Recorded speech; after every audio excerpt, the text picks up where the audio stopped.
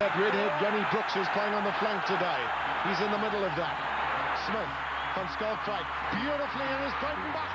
Breitenbach has got a clean run on the outside as he scored. We'll wait for. My gimnasium is eintlik meer ons ministry as wat dit regtig 'n gimnasium is. Behalwe dat dit gaan oor die rehabilitasie gedeelte en die oefengedeelte, jy het eintlik 'n groot inslag op mense se lewens in terme van wat jy moet doen, hoe jy die dinge doen. Vir al die jong ouetjies, ek het baie jong ouetjies, skoolouetjies wat hier by my oefen wat altyd maar 'n bietjie opkyk en mentorskap soek en besluite wat hy moet neem en ek dink dit is ons groot roeping. Daar's nie 'n bordjie by die hek wat sê right net vir Christene nie.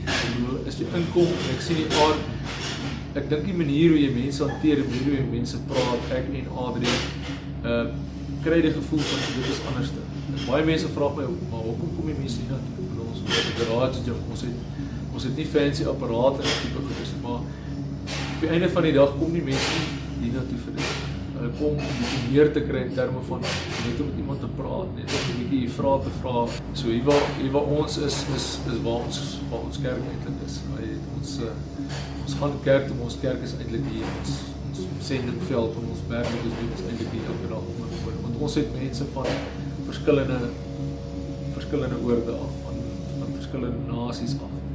Maar op die einde van die dag is almal dieselfde, almal vra dieselfde vrae. Ek gaan nie nou vir hulle preek maar dadelijk sal hulle instap nie.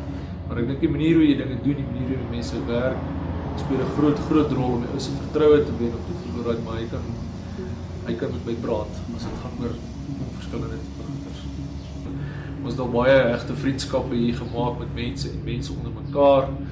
Ek kan amper al my eie kerkie begin met al die mense wat ons al by ons kerk laat inskakel het en wat deel vorm van 'n kerk wat nooit aan 'n kerk behoort het en eintlik as ons manne aand en so goedjies het, is dit daai ouens wat eintlik opstaan en manne op hulle skouers vat en sommer spontaan begin bid. En ek dink dit is net ongelooflik.